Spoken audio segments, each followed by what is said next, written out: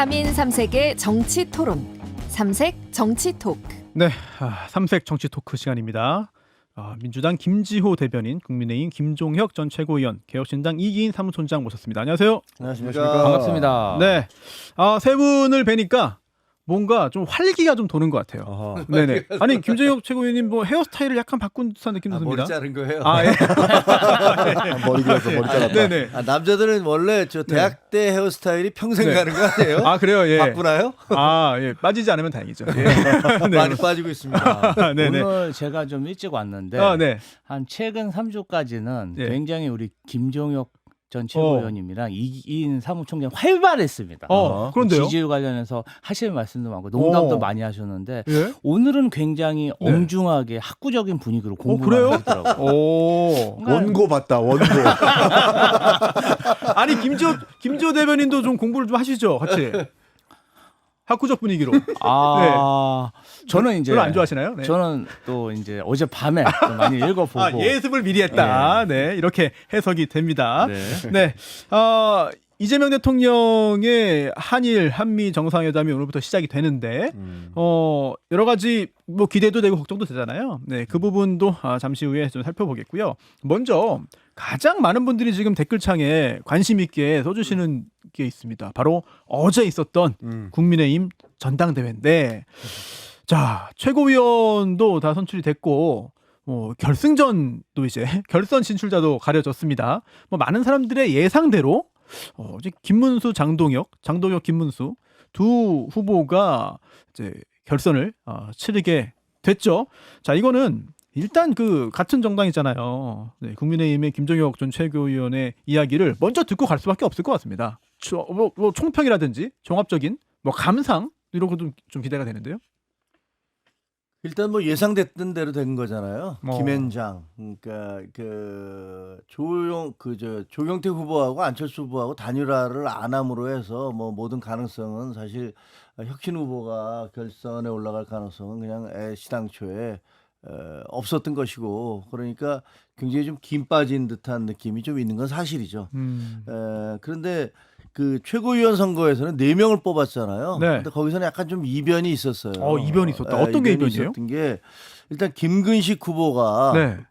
떨어진 것들이 좀 이변이었어요. 그래서 많은 사람들이 김근식 후보는 뭐 한때는 뭐 수석 최고위원 되는 거 아니야? 뭐 이렇게까지 얘기를 했었는데 그 김근식 후보가 떨어지고 김재원 후보는 지금까지 4번째인가 나왔잖아요. 네. 그리고 뭐 대구 경북에 그 연고가 있기 때문에 항상 당선이 됐고, 이번에는 김문수 후보와 사실상의 러닝메이트를 했기 때문에 수석 최고위원까지 되는 거 아니야?라고 했는데 간신히 턱걸이로 4등을 했어요. 예. 그러니까 그것도 좀 특이한 점이었는데, 저는 그 결과를 보면서 조금 의아했던 것은 네. 예를 들면 김근식 후보 같은 경우는 선거인단에서 12.3% 얻었습니다. 네. 근데 국힘 플러스 무당층의 여론조사를 했는데 오히려 떨어졌어요. 10.99가 됐어요. 그래요? 네. 그러니까 선거인단보다 왜 이렇게 되지? 근데 그 김태우 후보 있잖아요. 옛날에 네네네네. 강서구청장 나왔던 분. 네. 이분은 선거인단에서 9.26을 받았는데 예. 여론조사에서 국힘층과 무당층까지 합친데 거꾸로 올라갔어. 11.32가 됐어. 그러니까 오히려 그 김근식 후보보다 여론조사가 더 높은 거예요.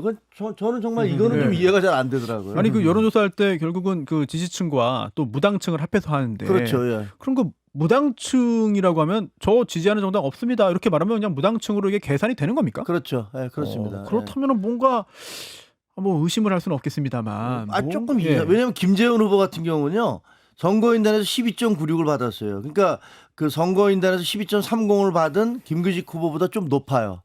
조금 높죠. 아주 0.6 정도 높은데, 근데 국힘 플러스 무당층 여론조사에서 9.21로 확 떨어져 버려요. 근데 이게 상식적이거든요. 예를 들면 강성 후보들은 우리 선거인단 당원 중심으로 한 투표에서는 높고, 그다음에 여론조사, 일반 여론조사, 그 무당층까지 포함한 여론조사에서 낮아야 되는데, 근데 이상하게 김근식 후보 같은 경우는 국힘 플러스 무당층 여론조사에서 더 낮아서, 그리고 그 김태우 후보 같은 경우는 오히려 거꾸로 올라가고. 그래서 이게 뭐지? 근데 저는 이건 좀 의아했어요. 그건 그렇게 봐야죠. 어떻게요? 김근식 후보 같은 경우는 친한계의 조직표가 선거인단에 좀 영향을 줬고 그리고 어떤 여론조사에서는 그거만큼의 어떤 강성 지지층의 인지도나 지지는 못 받고 있다. 그러니까 실력보다 더 받았다고 볼 수 있고요. 근데 또 어찌 보면은 무당층에서는 그래도 지금 이 윤석열 전 대통령에 대한 탄핵에 찬성하는 층들이 아무래도 많아 보이는데 그렇다면은 다른 후보들보다는 그래도 김근식 후보에게 좀 지지하지 않았을까라는 생각도 그렇게 좀 예상을 했었거든요. 그 무당층도 예. 사실은 그 민주당 성향이 있는 무당층이냐 어. 국민의힘 성향이 있는 무당층도 그 갈래가 한 아, 3-4개로 갈립니다. 다양하다. 그렇기 때문에 아마도 이번 선거에 참여한 무당층은 예. 국민의힘 성향이 강한 게 아닌가 그렇게 봅니다. 그러니까 그 예. 역선택 방지 조항이 아마 적용됐을 거예요. 그렇죠. 그렇죠. 그러니까 민주당 성향의 무당층 혹은 뭐 다른 뭐 진보 정당 아니면 야당, 그러니까 과거 지금 여권이죠. 여권 성향의 무당층은 일제히 배제가 됐을 거기 때문에 철저하게 국민의힘 성향의 무당층과 지지층한테만 조사가 됐기 때문에 이른바 계엄에 반대하고 탄핵에 찬성했었던 김근식 후보가 사실 환영받지 못하는 것은 어찌 보면 여론조사에서 당연한 것으로 좀 보여지고요. 근데 김재원 후보는 어떻게 설명할 거예요? 왜냐하면 다른 후보들 이른바 친윤 강성인 후보들은 모두 그 선거인단 후보에서 높고 그다음에 여론조사까지 하면 떨어져요. 그리고 김재원 후보도 대표적이고. 근데 이게 그 반대였던 김근식 후보도 그 똑같은 코스를 걷은 거 이상하고 김태우 후보 같은 경우는 이 선거인단에서 낮았는데 여론조사가 올라가고 그래서 뭐 이게 다 끝난 얘기니까 뭐 이게 공정하지 않다라고 얘기가 주장하는 건 아니고요. 뭔가 조금 약간 좀 일레귤레리티가 있더라. 김태우 후보 같은 경우는 그 친윤의 조직세가 김태우 후보한테 간 게 아니라 제가 봤을 땐 신동욱 후보한테 몰렸을 가능성이 크고 그리고 전반적인 인지도는 그 지지층의 인지도는 김태우 후보가 좀 높은 거죠. 그래서 선거인단에서 좀 부진하지 않았나. 저는 그렇게 해석합니다. 저의 총평을 말씀드리자면 네네. 바야흐로 유튜버 전성시대가 됐다. 이 민주당 전당대회에서도 우리가 익히 김어준 씨가 큰 영향력을 미쳤다라고 알고 있잖아요. 근데 이번 국민의힘 전당대회도 사실상 전환길 유튜버 강사가 좌지우지하게 된 결과가 지금 보여지거든요. 뭐 김문수, 장동혁 후보도 말할 것도 없고요. 그리고 방금 말씀하셨던 그 배신자라고 막 뭐 전당대회에서 선동당했었던 김근식 후보가 무려 5등으로까지 밀려나는 것도 좀 이상한 지점인 것 같고 또 뭐 유튜버 면접까지 보면서 제2의 박정희라고 평가받았었던 뭐 김민수 후보도 무려 15만 표나 받았거든요. 이런 점에서 봤을 때 진짜 전환길 강사가 주요하게 영향을 미친 전당대회가 됐다라고 총평할 수밖에 없습니다. 저는 3가지 요인을 봤는데요. 예, 3가지. 첫 번째는 친한계. 네.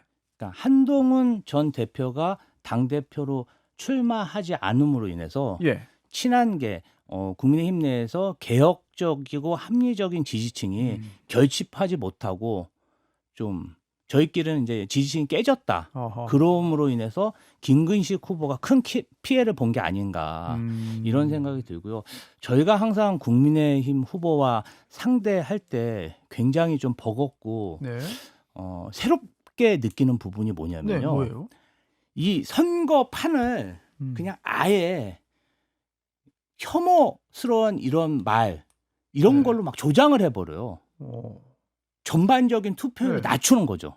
그러니까 어. 막 네거티브의 그 강도가 네. 1, 2가 아니고 90을 해버리는 거죠. 그러므로 인해서 전반적으로 사람들이 투표를 예. 안 하게 하는 방법을 쓸 때 저희가 굉장히 좀 당황스럽고 놀라움을 많이 느끼는데 네. 제가 봤을 때는 장동혁 후보가 어떤 어떤 친한계의 그런 세력을 깨고 김문수 후보와의 경쟁함에 있어서 뭔가 그쪽 지지층을 깨기 위해서 혐오를 조장하는 정치를 하지 않았나 이런 생각이 좀 듭니다. 예, 이거 조장하는 정치를 일부러 한 건지 아니면 하다 보니까 그렇게 된 건지는 모르겠지만 네. 결과는 그렇다. 네, 아무튼 민주당 입장에서는 그런 또 분석도 가능하겠다라는 생각이 드는데요. 근데 결국 이제 결과는 최고위원은 다 뽑았습니다만 대표는 남았잖아요. 그런데 제가 좀 세 분의 어떤 이야기를 들으면서 느끼는 게 대표 뭐 누가 돼도 뭐 별 다르지 않다. 큰 차이 없다. 예, 대표 누가 되는지가 정말 중요하다. 그런 느낌이 잘 안 들어요.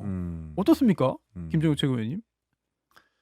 글쎄요, 이제 뭐 그 전반적으로 이렇게 역동성 같은 게 없잖아요. 그 선거에서 이루어지는 그 어떤 사람이 대표가 되느냐에 따라서 당의 모습이 확 달라질 것이다라는 그런 기대감이라든가 짜릿함이라든가 이런 것들이 상실된 선거였던 건 뭐 부인할 수 없는 것 같아요. 그리고 결승전에서도 뭐 두 분이 올라갔는데 두 분 다 어떻게 보면 한 분은 뭐 후보가 되면 당선되면 윤석열 대통령 면회부터 가겠다라고 하는 분이고 또 한 분은 불러서 이제 복당시키겠다 뭐 이렇게 얘기를 하는 분들이니까 그것이 강성 지지층 그 강성 지지층이 얼마나 되는지는 전체에 비해서 지금 현재 한 40% 정도 투표율이 40몇 프로 초반대 투표율이니까 약 44% 정도죠. 그게 뭐 전체 당원 그리고 나머지 또 우리 지지 성향에 있는 분들 가운데에서 소수일 텐데 그런 주장을 해서 그분들에게 굉장히 그 표를 얻어낼 수는 있었을지 모르지만 네. 전체적인 국민 여론과 이게 일치하는 건 아니잖아요. 지금 윤석열 대통령 계엄 잘했다라든가 혹은 이분 뭐 구속시킨 게 잘못됐다든가라고 얘기하는 그런 여론은 극히 낮은데 이게 당의 여론과 그다음에 국민 여론이 되게 일치했었거든요. 지난번에 한동훈 대표가 될 때는 양쪽 모두가 63%였어요. 당심과 민심이 거의 일치했는데 그때 우리가 잘 나가던 거였고 당심과 민심이 완전히 갈리기 시작하면 이거는 뭐 저희는 폭망하는 코스인데 지금 거의 누가 되든 간에 그 대표들이 후보들이 자기들이 주장했던 대로 당을 이끌어 간다면 민심과 완전히 어긋나는 방향으로 끌고 가겠다는 거니까 그러면 당의 미래가 굉장히 암울하다 이런 생각들을 하는 분들이 맞는 것 같습니다. 저를 포함해서요. 예. 그런 걱정도 하고 계시고 그러다 보니까 물론 그 당내 인사는 아니지만 그 박지원 의원도 이거 분당되는 거 아니냐. 사실 분당되는 거 아니냐가 아니라 분당을 상당히 좀 강하게 언급을 한 뭐 그런 분석도 있었거든요. 저랑 만나잖아요. 방송에서 가끔가다 만나거든요. 네네네. 만날 때마다 분당 안 해? 분당을 형님 맨날 그런 얘기만 합니까? 분당을 바라는 것 같은데요. 예. 분당 종용 사태. 네. 근데 지금 김문수 후보나 장동혁 후보 둘 중에 누가 돼도 사실 크게 차이는 없다라는 평가도 있지만 김문수 후보는 전당대회 과정에서 용광로를 계속해서 언급했고 계속 하나가 돼야 된다, 통합해야 된다라는 말을 계속해서 얘기를 했고 장동혁 후보는 완전 정반대의 이야기를 하잖아요. 네. 어쨌든 탄핵에 대해서 찬성한 사람들은 내쫓겠다 이렇게 엄포도 놓고 예고하고 있는데 아니, 그런 차이가 어제도 그러더라고요. 그 내부 총질 뭐 얘기하고 뭐 단일 대우 얘기를 어제도 강조하더라고요. 그런 차이가 좀 있는 것 같고 진짜 장동혁 후보가 당선이 되면 전 분당 리스크는 분명히 존재한다고 봅니다. 이게 정말 내일이 없이 싸우고 있는 거고 장동혁 후보가 대전에서 보여줬던 연설 보면은 진짜 내쫓을 수 있는 그런 정도의 기세였거든요.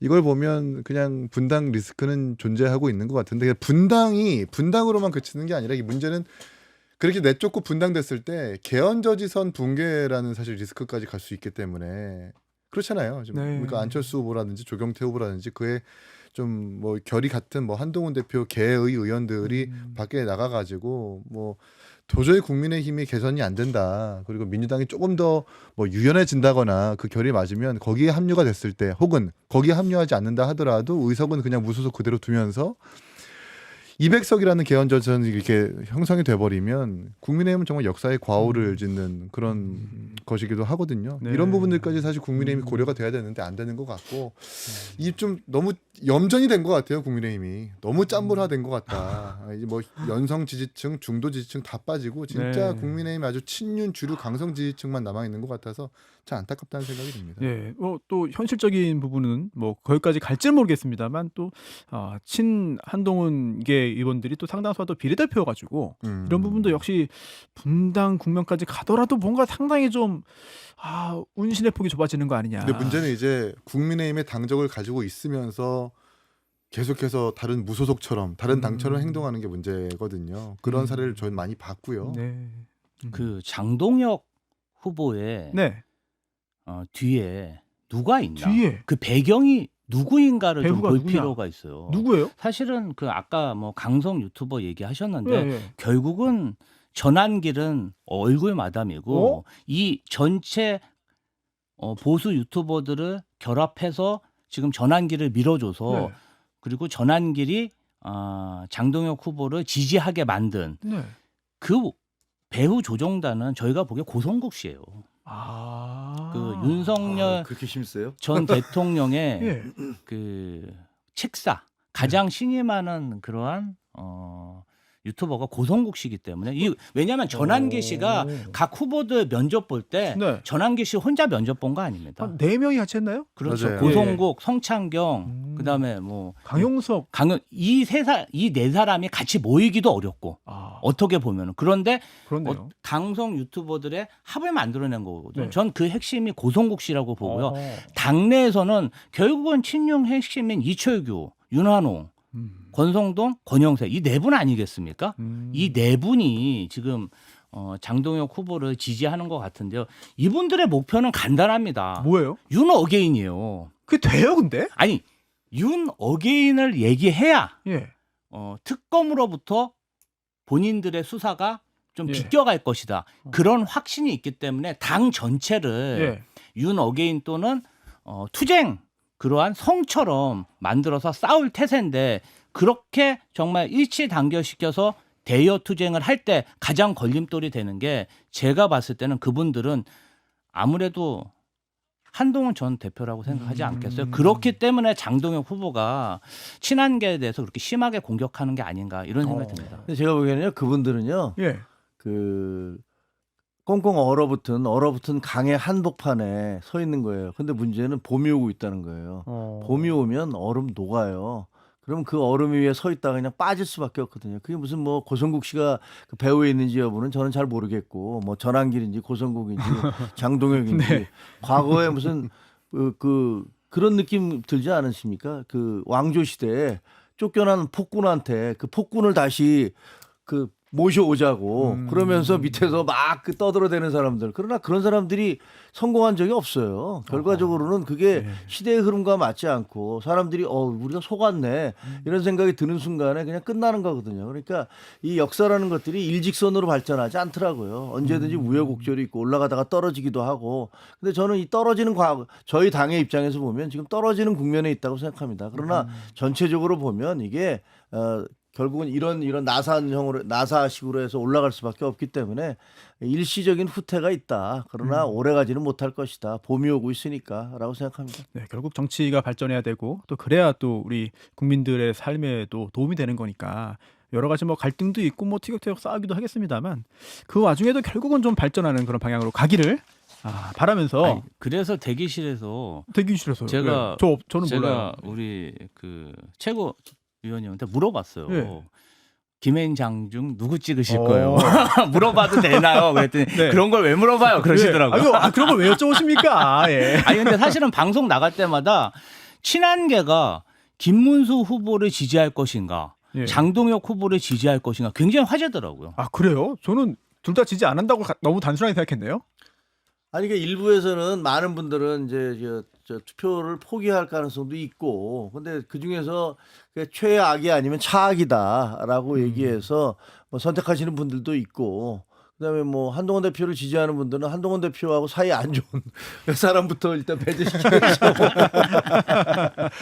이게 투표율을 보면 네. 2023년부터 꾸준히 당원 투표율이 내려가고 있다는 건 아니에요. 근데 당장 2025년 그 대선 경선 당원들 투표율을 봐도 한동훈 대표가 이제 김문수 후보에게 패배했었던 그 당원 투표율을 보면 그때 당시 투표율이 53%에 육박하거든요. 근데 지금 40% 초반이라고 하는 것은 이른바 찬탄 세력, 그러니까 찬탄 성향의 당원들이 투표를 포기한 것과 다름이 없다. 지금 이 어떤 최고위의 구성원을 봐도 찬탄으로 분류되는 사람이 우재준 의원이나 양양자 의원인데 사실 반탄의 이 부분들이 대부분인 거고 찬탄 세력이 일부라서 아무래도 계속해서 이런 구도가 계속 유지되지 않을까라는 생각이 듭니다. 네. 우리가 지금 당원이 계속 떨어지고 있어요. 아 그래요? 12월 3일 날 비상계엄 있고 나서 몇만 명이 빠졌고, 그다음에 또 지난번에 대선 끝나고 나서 또 빠지고 해서 사실은 뭐 80만 명이랬다가 그다음에 76만 명이랬다가 이번에 뭐 73만 명 그 당원으로는 뭐 이런 식의 얘기들이 있으니까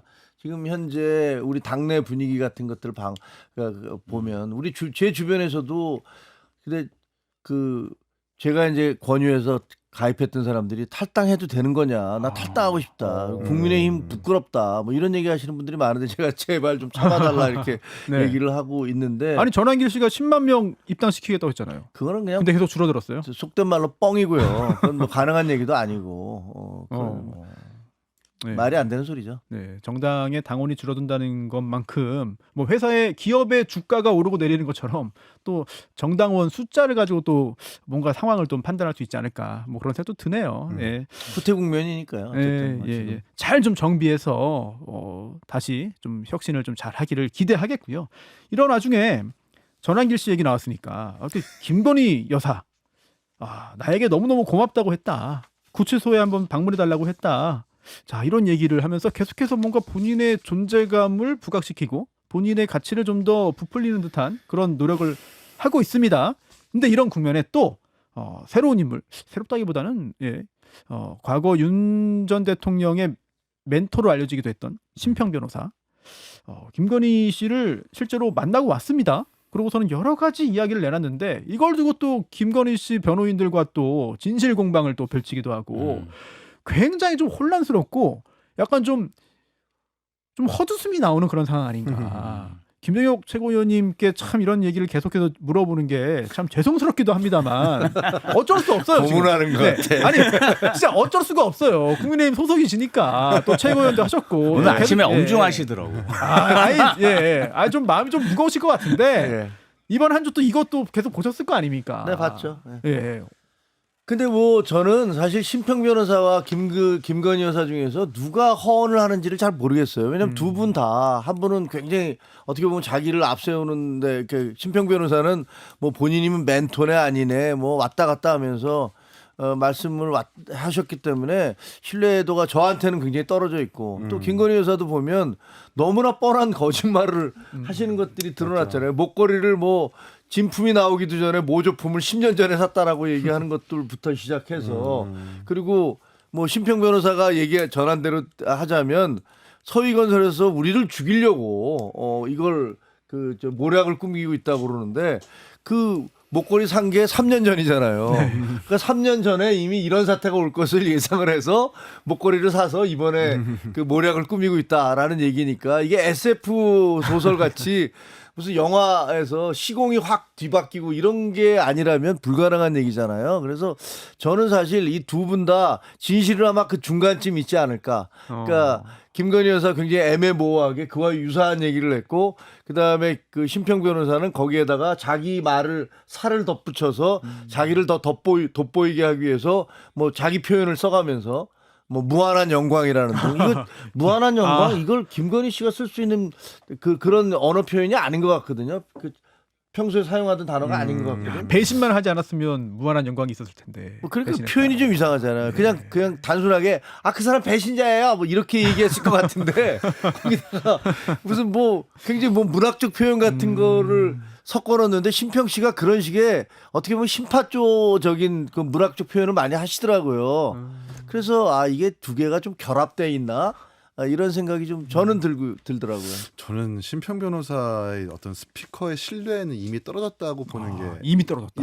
윤석열 대통령 구속영장 발부한 판사가 탄핵 찬성 집회 참석했다고 공공연하게 주장했다가 팩트 체크해 보니까 틀려가지고 사과한 적도 있었었고 또 과거에 이제 김건희 여사가 개사과 논란 때도 그럼에도 불구하고 김건희 여사가 적극적으로 나서야 된다라고 막 부추겼었던 인물이기도 하거든요. 심평 변호사가.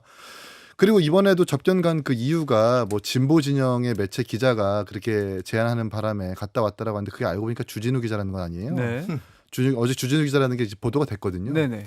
주진우 기자가 이른바 여기저기 이게 진보 진영의 유튜브에 나오는 걸 보면은 김건희 여사와 윤석열 대통령 표현하는 거 한번 보셨으면 좋겠어요. 그분은 진짜 걱정해서 가라고 한 게 아니라 그 정보 장사하려고 가라고 한 거인데 결국 김건희 여사 주변에 지금 이런 사람이 있어가지고 망한 거다.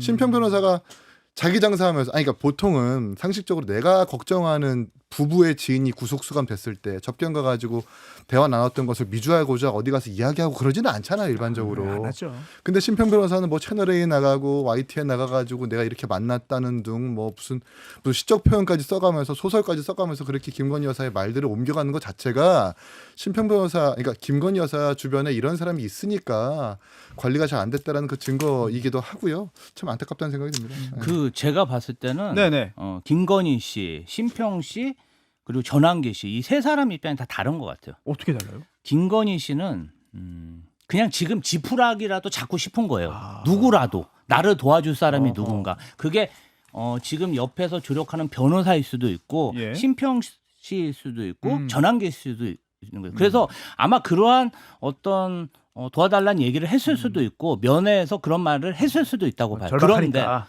그런데 심평 변호사. 교수님 같은 예. 변호사 같은 경우는 도와줄 마음도 있는 것 같아요. 있겠죠. 예. 그런데 그 도와줄 마음도 있지만 이번 참에 본인이 언론에 각광받고 존재감을 보여주고 싶은 마음도 있었던 거죠. 그러면 사실은 김건희 씨 입장에서 본인이 언론 인터뷰를 하든지 해야 되는데 네. 그런 게 아니잖아요. 지금 본인이 생각하기에 내가 이렇게 하면 도움이 될 거야. 근데 사실 이게 도움이 될지 안 될지는 모르죠. 네. 변호사들 입장에서는 네. 아무것도 아닌 사람 그리고 몸이 아픈 사람으로 이렇게 김건희 씨를 위치시키고 있는데 지금 맞아요. 심평 씨가 하신 얘기로 보면 완전히 국정의 핵이잖아요. 아니 전혀 반성한다는 느낌이 안 드니까 그렇죠. 역효과가 나요. 역효과가 나니까 변호사들이 발끈하는 거예요. 그럴 수밖에 없습니다. 그리고 전환기 씨 같은 심평 변호사 같은 경우는 면회라도 갔잖아요. 두세 번. 예. 전환기 씨는 면회도 안 갔어. 아니 부르면 가겠다. 아니 그러니까 그냥 아예 가지도 않고 네. 자신에게 너무너무 고맙다고 하더라. 그냥 네. 김건희 씨 이름 장사하는 거죠. 아예 그냥 이 성의도 없고 저는 그렇게 해석하고 있습니다. 네, 이렇게 참 복잡한 상황. 네, 어떤 사람이 어떤 생각을 하고 있는지 짐작과 분석도 해주셨고요. 자, 그런데 국민의힘 얘기 자세히 살펴봤는데 민주당 그리고 또 조국신당 여기 이쪽도 좀 복잡한 일이 좀 있는 것 같아요. 네, 지금 두 분께서 갑자기 표정이 약간 좀 풀렸습니다 지금. 네, 이기인 사무총장 지금. 저는 똑같습니다. 예. 국민의힘이든 민주당이든 다 엉망이니까. 저는 마음이 아주 편합니다. 아주. 네. 사무총장님 잘 좀 봐주십시오. 왜 그러십니까? 네, 잘 봐주시는지 여부는 네. 광고 듣고 돌아와서 예, 확인하겠습니다.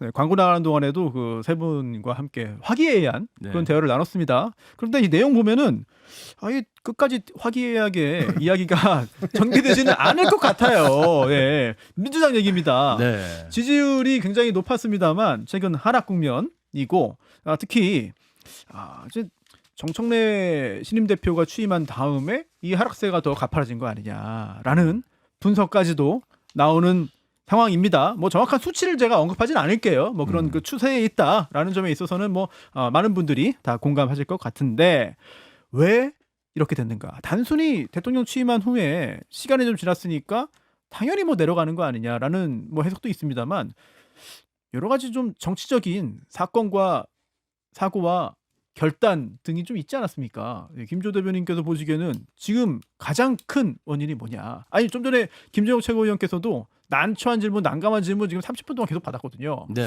네, 아니, 해주셔야 됩니다. 일단은 네. 사면 국면이 이렇게 길게 갈지는 저희도 몰랐습니다. 더 갈 것 같은데요. 그걸 왜 몰라? 우리 다 알았는데. 아니, 이렇게 뭐 이제 시작이에요.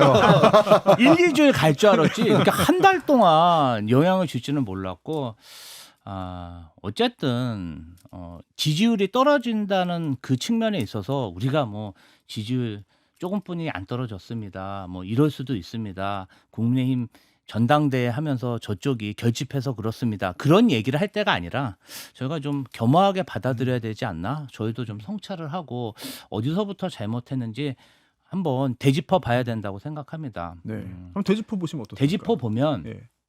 사실은 지금 이제 정권이 바뀌고 저희 진영은 축제 분위기죠.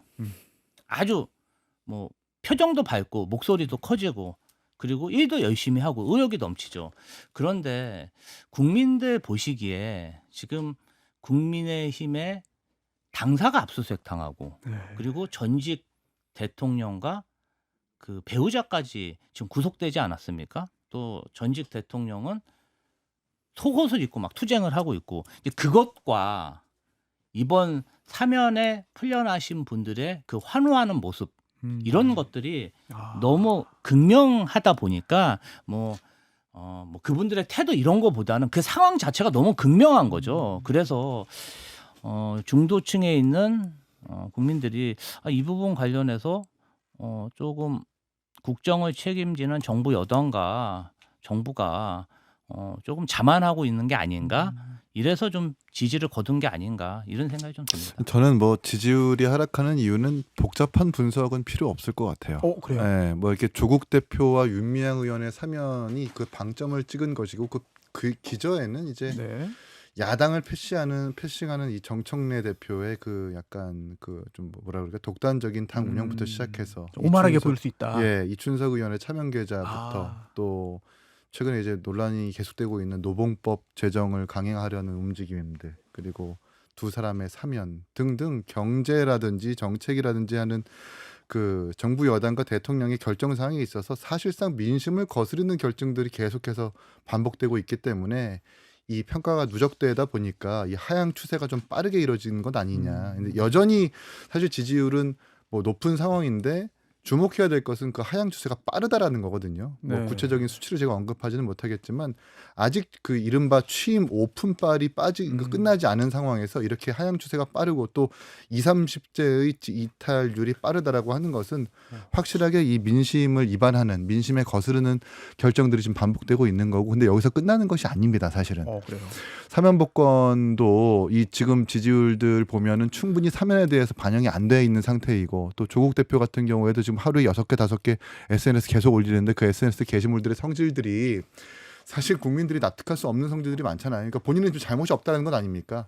본인의 어떤 1, 2, 3심 유죄까지 받았지만 이것은 그냥 검찰의 과도한 남용권 때문인 거고 가족들이 그냥 도륙당했다라는 그 기조를 계속 유지하고 있기 때문에 그 부분도 계속해서 반영이 된다라고 하면 이 추세는 더 빠르게 더 빠질 것이라는 생각이 듭니다. 사실 2030들에게 뭐 사과할 생각 있냐 그랬더니 뭐 사과한다고 마음이 좀 돌아오겠습니까? 거기다가 뭐 인턴십을 제공하지 못했기 때문에 2030들이 사실 뭐 그 분노하고 있는 거다라고 하는데 반성이 없는 게 가장 큰 문제인데 문제를 모르는 게 지금 조국 대표의 가장 큰 문제거든요.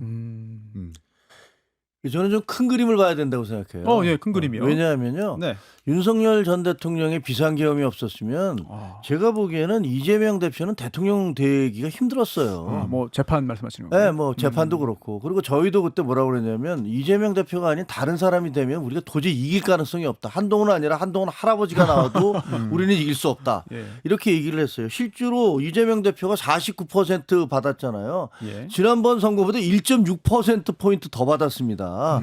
이 난리 와중에도 불구하고.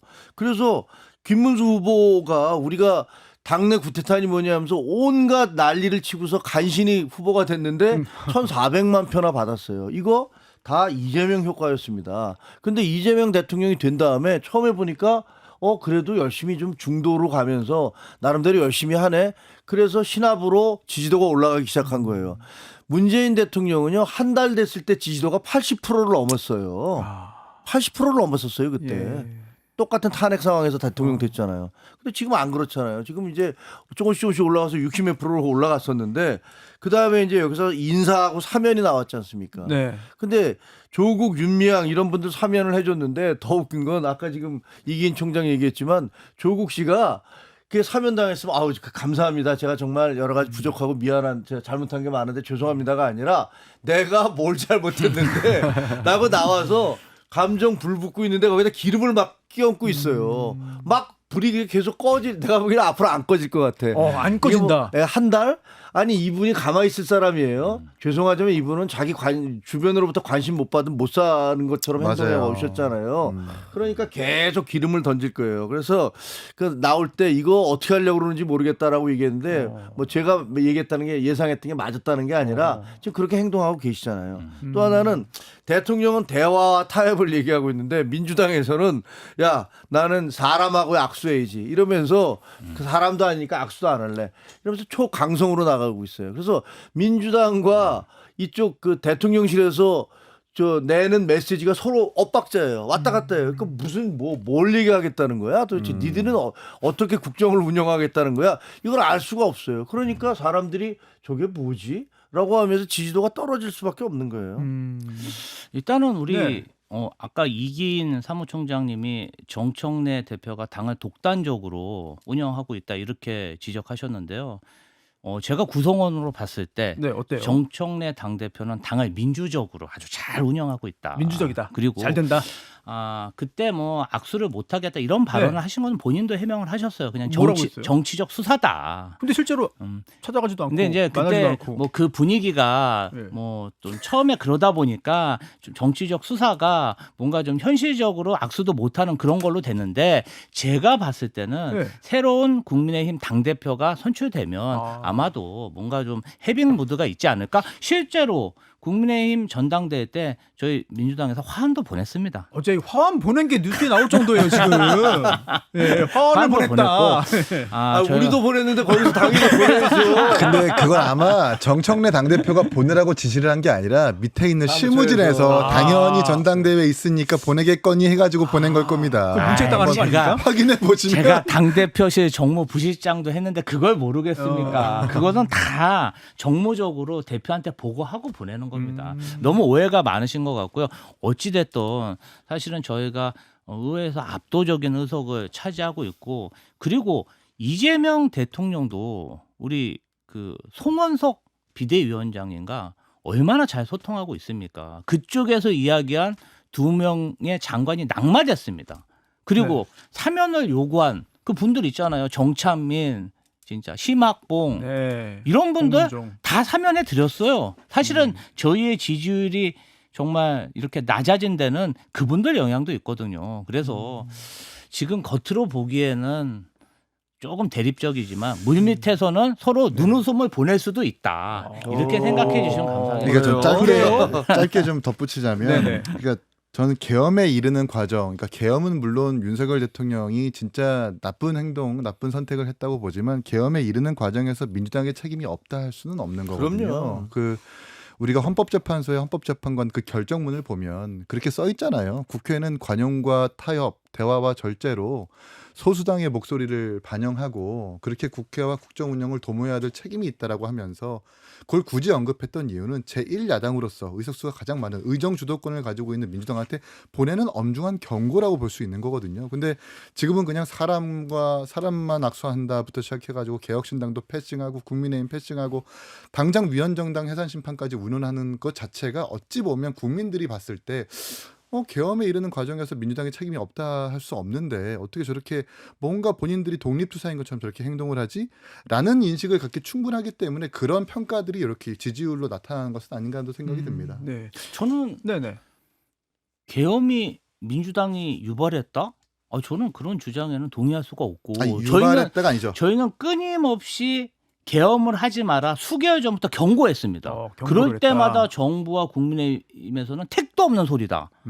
민주국가에서 그런 일이 말이 되냐. 그러고 나서 계엄을 저질렀기 때문에 사실 저도 그렇게 생각했거든요. 아니 그게 말이 되냐 이게. 저희는 끊임없이 경고했고요. 그리고 이제 개혁신당에서 이렇게 여러 가지 말씀을 하시는데 사실은 이제 정권 초기이고 뭐 여러 가지 문제가 있지만 계엄과 내란에 대해서는 저는 추경호 전 원내대표 그리고 신동욱 최고위원은 책임질 건 책임져야 된다고 생각합니다. 그 당시에 12월 3일 날 당대표가 한동훈 당대표가 국회에 와서 계엄 해제 결의안에 표결하라고 했는데 자기들이 그 중간에 뭔가 혼란스러운 상태를 만들어서 국민의힘 대다수의 의원들이 당사로 있게 그렇게 만든 거 아닙니까? 그 부분 관련해서 정말 아직 진위가 밝혀지지 않았지만 사법적으로 정말 계엄에 동조하기 위해서 그런 행위를 했다면 저는 국민의힘이 책임져야 된다고 생각합니다. 수사 중이고요. 그것도 말씀하세요. 그게 저는 지금 이제 그런 얘기 하잖아요. 당론으로 뭐 탄핵을 반대했는데 그걸 깼기 때문에 무슨 한동훈 의원은 배신자니 어쩌니 떠들잖아요. 아니 당대표가 7, 8차례 문자를 보내서 지금 즉시 국회로 오십시오. 국회 와서 표결을 참석하십시오라고 얘기했는데 그거 다 씹어버린 사람들은 그 사람들은 뭡니까? 그건 국회의원으로서의 어떤 의무를 다 한 건가요? 그러니까 말도 안 되는 주장을 하고 계시는 것 같아요. 그러니까 지금 하는 얘기들은 그런 자기들이 마땅히 해야 될 것들 국회가 침탈되는 데 대해서 아무리 우리 당이 뽑은 선출한 대통령이라고 하더라도 헌법 질서를 무너뜨리려는 것을 가만히 있을 수는 없는 거예요. 근데 그걸 막지 않아 놓고서 그다음에 그것을 변명하기 위해서 이것을 막자고 주장했던 사람을 배신자라고 몰아가는 것들 그런 행태가 우리 당에서 벌어지고 있으니까 당원들이 계속 탈당을 하고 여론에서 계속 질타를 받고 그러는 거 아닐까라고 생각을 합니다. 계엄을 유발했다라는 말과 계엄에 이르는 과정에서 공당의 책임이 없다 하지 못할 것이다라는 그 말은 분명한 차이가 있다라는 거 잘 이해하셨으면 좋겠다는 말씀을 드리고, 그러니까 전 내란 정당이라고 보지 않는 게 분명히 그 당시에 대표가 한동훈 대표였었고 또 계엄을 해제하기 위한 그 몸부림을 저희는 많은 국민들이 목도를 했기 때문에 이걸 민주당에서 이렇게 공격하는 것, 그러니까 혹은 뭐 투표에 표결에 참여하지 않았으니까 문제가 있다라고 지적하는 것은 동의할 수가 없는 게, 김민석 지금 국무총리도 그때 당시에 약 먹고 잤다는 거 아니에요, 집에서. 그러니까 뭐 계엄 표결 참여하지 않고 뭐 아파가지고 약 먹고 잤다라고 하는데 그런 사람들까지 전부 다 책임을 추궁할 거냐, 이런 문제들은 조금 특검의 수사상을 지켜보면서 좀 자중했으면 좋겠다는 생각도 듭니다. 네, 좀 전에 이기삼 총장의 그 이야기는 뭐 어떤 취지인지는 다 저희가 이해를 했으니까요. 네, 전달이 된 것 같고. 네. 근데 이런 생각도 들어요.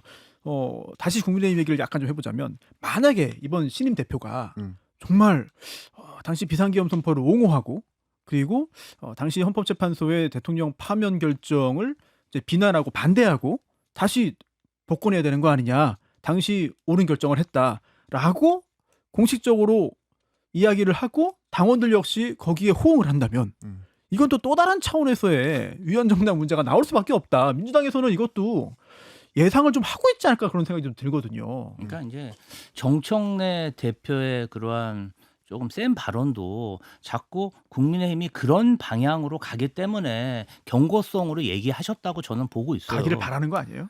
아니죠. 우리가 그래도 동료 국회의원들인데 어떻게 그런 생각을 할 수 있습니까? 정당 국민의힘 해산되면요, 사실은 좋을 게 뭐가 있겠어요. 저희 입장에서는 또 새로운 세력이 등장하고, 저희는 지금 이 상태에서 국민의힘이 너무 멀리 가지 않았으면 좋겠습니다. 예. 사실은 그래서 아까 김종혁 전 최고위원님도 말씀하셨는데 뭐 차악을 선택해야 되지 않냐, 뭐 이런 생각도 들고요. 조금 파국으로 가는 그 길은 막아야 되지 않을까, 그런 생각이 듭니다. 사실 많은 국민들이 마찬가지 생각일 거예요. 파국으로 가는 것만은 막자. 왜냐하면 모든 정당이 잘 기능을 하고 서로 견제도 하고 서로 또 본받으면서 이제 배우면서 해야 국민들 삶이 좋아지는 거 아니냐, 이런 생각을 하는데, 세 분처럼 정치하면 좋겠는데 뭐 모든 정치인이 다 그렇지 않으니까 그런 부분들이 좀 걱정이 된다라는 생각이 들고, 지금 민주당 얘기 계속 하고 있지 않습니까? 개혁신당 입장에서는 지금 국민의힘도 여러 가지 비판점 많고 또 민주당도 뭐 사면 국면뿐만 아니라 여러 가지 지적들을 좀 했는데, 개혁신당은 그럼 지금 어떻게 할 거예요? 개혁신당도 비판받을 지점이 많아요. 네, 사무총장으로서 좀 용기 있게 말씀을 드리면, 네네. 사실 다른 당을 비판하기 전에 우리 당의 어떤 상황부터 잘 봐야 되는 게 맞는 것 같고, 다른 당을 비판하려면 저희 당이 좀 무결한다거나 더 좋은 평가를 받아야 되는데 사실 그렇지 못한 부분이 있기 때문에 반성과 성찰을 끊임없이 해야 된다. 하지만 이제 막 3기 지도부가 출범을 했고 또 뭐 이준석 대표에 대한 특검의 수사 뭐 압수수색도 있었지만 저희는 뭐 물론 걱정은 안 합니다만, 그런 부분들을 일단 잘 지나가야 되는 것이 맞는 것 같고, 또 지난 대선에서 사실 8.34%라는 득표를 얻었지만 어쨌든 선택을 받지 못한 정당이기 때문에 얻는 당의 체계를 정비를 해서 다음 지방선거를 잘 준비해야 될 책임이 저희에겐 있다. 지금 그러고 있는 중이다라고 말씀드리고 싶습니다. 네. 정치적으로 뭐 계속 여러 가지 일들이 벌어지고 있기 때문에 또 수사와 맞물려서 각 정당에서도 잘 대비를 하고 대응을 해야 국민들의 마음을 좀 얻을 수 있지 않을까 생각이 드는데, 시간이 많이 남지 않았거든요. 한 2분 정도 남은 것 같은데, 오늘 김종혁 최고위원님 제가 좀 죄송합니다. 너무 고생을 많이 하신 것 같아가지고 그래도 당 내에서의 어떤 여러 세력 간의 어떤 노선 관련된 뭐 건전한 경쟁이라든지 뭐 이런 것들은 결국은 정당을 또 건전하게 건강하게 만드는 거고, 그게 궁극적으로 국민에게 도움되는 거니까. 네. 한동훈 전 대표하고 이제 가까우시잖아요. 여러 가지 이념적으로도 또 공유하시는 부분도 많고. 네. 근데 일부 보도에 따르면 새 대표가 선출되면 이제 좀 더 본격적으로 정치 활동할 것이다, 뭐 이런 보도도 나왔는데, 지금 한동훈 대표는 어떤 상황인지 앞으로 어떻게 할 것인지 궁금해하시는 좀 분들이 질문을 굉장히 많이 좀 올려주고 아니 있습니다. 어쨌든 정치적으로 그 지금 전당대회가 진행되는 동안은 전당대회에 김을 뺄 수는 없잖아요. 뭐 이쪽에서 잔치가 벌어지고 있는데 여기서 또 다른 파티를 열면 그러면 뭐 관심이 딴 데로 가니까 그건 뭐 정치적으로 그 도의가 아니라고 생각을 하기 때문에 뭐 조용히 있었던 것이고요. 그다음에 이제 당 대표가 뽑히고 당 대표가 체제가 정비되면 그러면 아마 뭐 9월 그때부터는 한종훈 대표도 본인의 정치인으로서의 행보를 당연히 하겠죠. 그건 뭐 너무나 예상되는 거 아닌가요? 누구든지 그렇다고 해서 뭐 그 과거처럼 야 이거 뭐 선거에서 내가 이런데 안 나갔으면 미국에 가서 뭐 한 1년 있다 오지 뭐 그거는 이제 완전히 옛날 문법인 것 같아요. 정치 문법이 더 이상 그렇게는 진행되지 않는 것 같아요. 그래서 지금은 뭐 국내에 머무르면서 나름대로 그 여러 사람들도 만나고 또 뭐 강연도 할 것이고 뭐 청년들도 만나고 뭐 지역 순방도 하고 뭐 그렇게 하지 않을까 싶습니다. 이건 제 예측입니다만 당연히 정치인으로서 해야 될 본인의 어떤 역할을 할 것이다라고 생각합니다. 네. 토요일 아침에 세 분과 함께 한 시간 동안 정치 이야기 했는데요. 생방송으로 하다 보니까 굉장히 많은 댓글들이 올라오는데 뭐 질책도 있고 격려도 있고 또 응원도 있고 또 세 분에 대한 개인적인 여러 가지 이야기도 있고 네, 아주 활발한 한 시간 함께 네. 했던 것 같습니다. 네, 지금까지 더불어민주당 김지호 대변인, 국민의힘 김종혁 전 최고위원, 개혁신당 이기인 사무총장과 함께했습니다. 고맙습니다. 고맙습니다. 감사합니다.